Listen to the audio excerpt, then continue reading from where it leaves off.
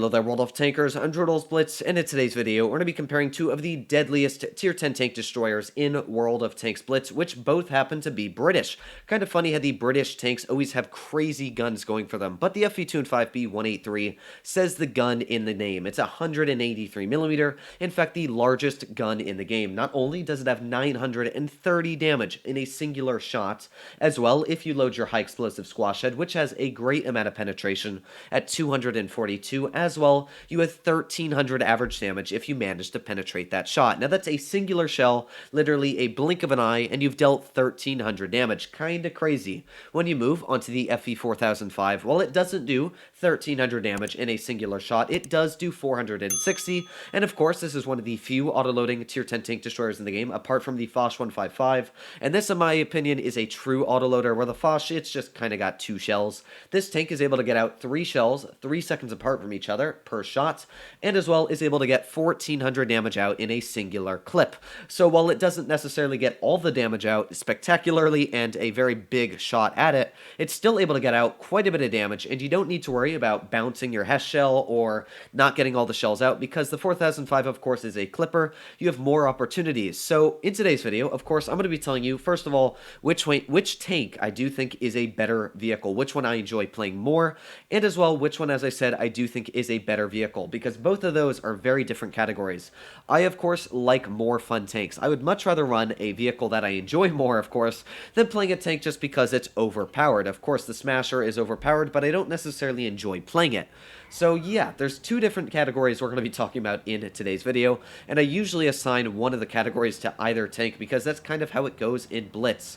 So as I said, the 183, it has a lot of things going for it on the gun, but that's literally it. Only the damage, the penetration, that's the only two numbers going for it. Because other than that, the 183, not only does it have very inaccurate gunshots, it has terrible aiming time, it has awful camo rating, in fact the worst camo out of every tier 10 vehicle in the game. As well, it has awful, as you can see, mobility here, not very quick. So yeah, really the only thing going for the 183 is the gun. But yeah, it's got a pretty impressive gun at that. Hopefully we'll be trading a Hess shell here just to show what makes it so deadly. But I'm guessing all of you guys out there have seen IS-7s get full health ammo racked by this tank. So yeah, it's a vehicle you really don't want to reckon with, even though this tank has been nerfed a lot. Like pretty much every single way you could have nerfed this tank, Wargaming did, other than the gun. And yet it still is a very feared tank. In fact, people still say it's overpowered. I don't agree with that. I think, in fact, it's one of the worst tier 10 tank destroyers in the game. But even with that said, it still does get out the damage, and it does it quite well. So we got the 4005 across the map. We also got the Leopard, and I did not think that was going to hit, but there you go, 1500 damage in a single shot. Now, I would never try to do that. That was just, I was like, oh, what the heck, we might as well just take a shot. And yeah, that's the 183 in a good old-fashioned for you. But this shell here that I fully aimed in on the Kampfpanzer, will this hit? Probably not. We'll hit the bridge or something else like that. So let's fire. Actually, oh no, it didn't hit him, as we saw there. Sadly, it didn't hit. But I would have really loved if it had. So I'm going to stay back here. Of course, as I said, the 183 has awful camouflage ratios. So I'm going to kind of stay back here, see if the Kampfpanzer wants to pull out and try and shoot at my T-30. Doesn't look like he's going to, but we've already gotten 1400 damage. Like, even as, you know, boring as it seems right now for me, I already know that literally one more Hess shell, and I've done 3000. That's the entire role of a 183 in a nutshell. It's penetrate 2 shots, and you're way on your shots to 3000. So we got the Kampfpanzer all the way at the back of the map, and let's load a Hesh and fire it right at his lower plate or the side. Either works for me. I'm just gonna... Oof, as you can see, that shell did not penetrate, because as we know, the 183 doesn't have an accurate gun, but even with it not penetrating, that was still 500 damage, and you know, that's not a lot for me. I'm still kind of not happy that it didn't really get the full potential out. That's still quite a bit of damage when you do think about it, dealing literally 500 with a non-penetration. So there we go, 1200 damage in the roof of the KPZ's turret, still not spotted because I am fairly far away, and we just broke the 3000 damage barrier. But the only thing I don't like about the 183 is once enemy opponents are on a very low amount of hit points, I don't like shooting at them, which is something that I actually kind of hate about the vehicle, is you want to be effective towards your team, but at the same time you don't want to waste your big shots for dealing 100 damage. And you know, people might say, oh, but that's just being a bad teammate, but it's true. You don't want to waste dealing 900 damage to deal 20 damage to clear somebody that you don't really need to clear when you have your teammates. So we got the ST1. There you go. Another Hess shell right in the side of the guy's turret, finishing him off. So about 4,000 damage now. Sadly, yeah, you can see team not necessarily the best here. Doesn't look like we're going to be coming out with a victory. But even with that said, we're still going to be getting out quite a bit of damage here this game. So let's back up. There's the KPZ who's going to get a nice shot right into the rear of our tank.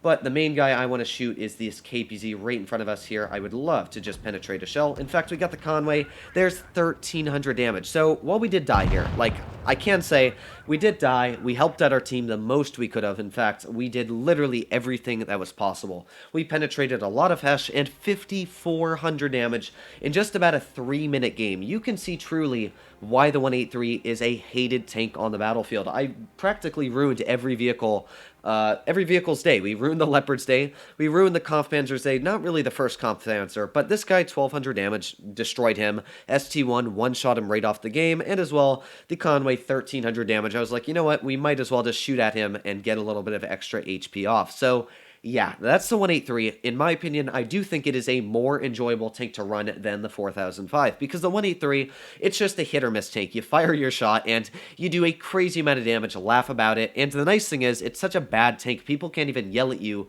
for being overpowered in it. And the funny thing is, when you nuke somebody, then the guys will be like, oh, you noob, or something like that. It's just really funny when people get angry when you hit them across the map. But now we're talking about the 4005, which, funny enough, we did play against. Now, this is a vehicle I actually thought a lot of people were going to play, because the 4005 is actually a great vehicle. When it first came into the game, I really thought that a lot of people were going to go for the line. The Conway is great, the Charioteer is great, and so is the 4005.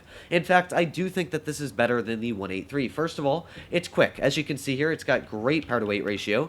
It goes 40 kilometers per hour. It doesn't really go slower than it. Wargaming was actually going to nerf the tank, but they ended up not doing it for some reason, and I kind of agree with them for not doing it, because nobody's really playing the tank, so I'm happy with that. So the aiming time, as you can see, is good.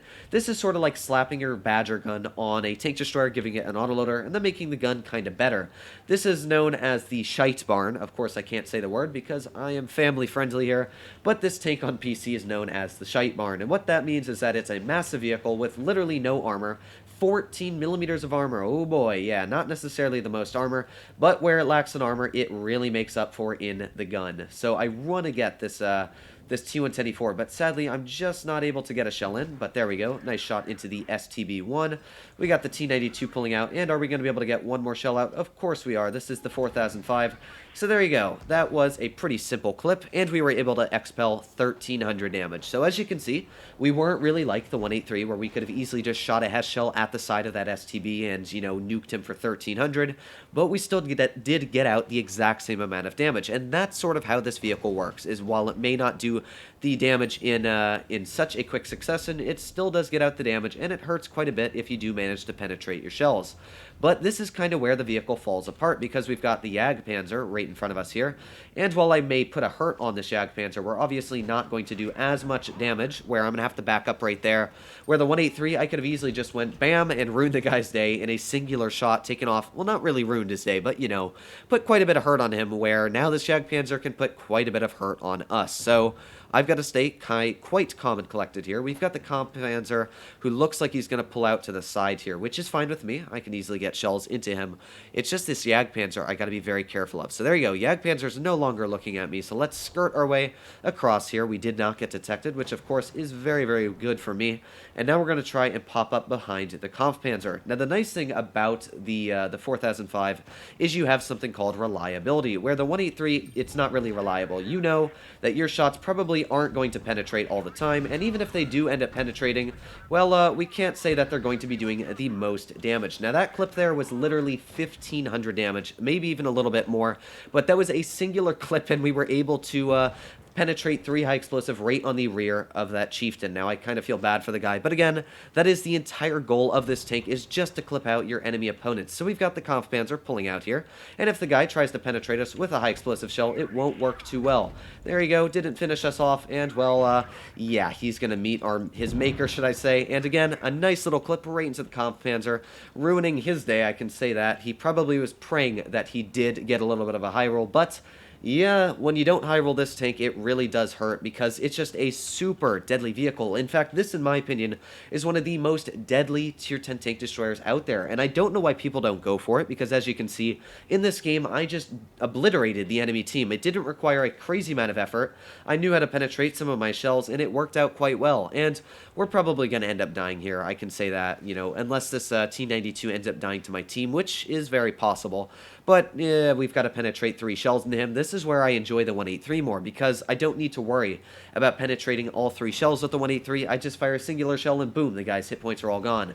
This vehicle, yeah, I've got to sit here. I've got to wait for all my shots, but that T92 did just fire, which means that now he's on a reload, and as long as he's reloading here, there's 1 shot into the T92 and 1 more shell later, which we're going to be doing right there.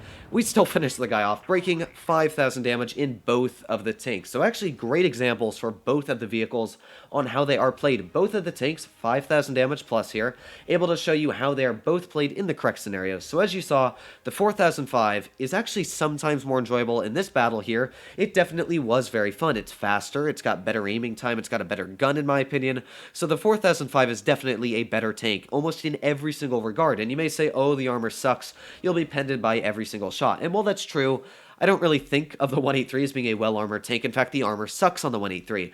But the 4005 is a little consumable here. Spall liner, minus 20% to damage from high explosive, which means that if a 183 were to shoot you with HE, instead of dealing 1,300 damage, it would only deal about maybe 1,000, which really saves you from losing a lot of HP. Where other vehicles, let's say like the 183, if you've got Hesh and your Centurion 7/1, well, you can easily penetrate them right in the side of the 183. So as I said, both of the tanks very similar, but yet very different in their own respective attributes. Let me know in the comments down below which vehicle you do like better. But of course, if you enjoyed this video, please make sure to click that subscribe button down below. I hope you guys did enjoy it, and I'll see you in the next one.